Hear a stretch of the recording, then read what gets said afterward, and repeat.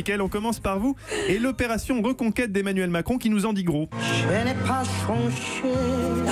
L'objectif est de changer l'image du président auprès des Français qui le jugeraient distant et arrogant. Une opération qui a débuté aux Antilles et qui va se poursuivre. Vous nous racontez l'envers du décor, Mickaël. Oui, et tout d'abord, justement, cet envers du décor, il faut savoir que cela fait plusieurs mois que cette opération est envisagée. Les affaires Benalla et autres polémiques ont certes eu un rôle d'accélération, mais Emmanuel Macron et une partie de ses équipes avaient pointé un décrochage sur l'image présidentielle dès le printemps. C'est donc à l'automne que le chemin de contrition va s'intensifier, tout en affirmant d'ailleurs que sa politique ne changera pas.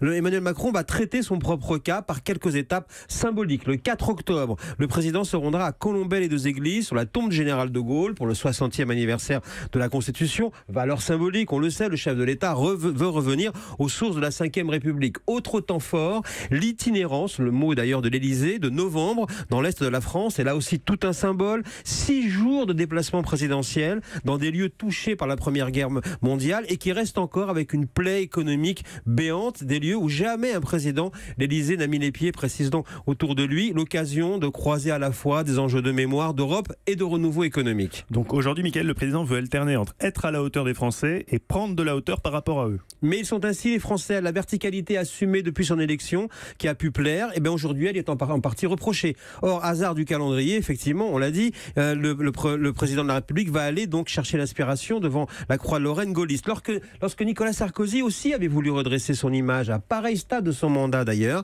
il s'était rendu au Glières, en Haute-Savoie, un haut lieu de la résistance, et en avait fait ensuite un rituel du off présidentiel pour expliquer sa politique. On l'a vu ce week-end, Emmanuel Macron, dans son périple antillais, a multiplié les contacts directs avec les Français. Il souhaite d'ailleurs plus de rencontres, moins de foule, ses accueils toujours directs, toujours chauds, qu'on ne saurait réduire à une séance de photos, certes dont il a le secret, font toujours du bien aux présidents qui sont ballottés dans les sondages, de même qu'on l'a vu, les références gaulliennes, même au XXIe siècle, c'est toujours en tête du top 50 des statures politiques, des outils utilisés par Emmanuel Macron qui illustrent ces deux facettes, à la fois chef d'État dans un monde nouveau et président vintage.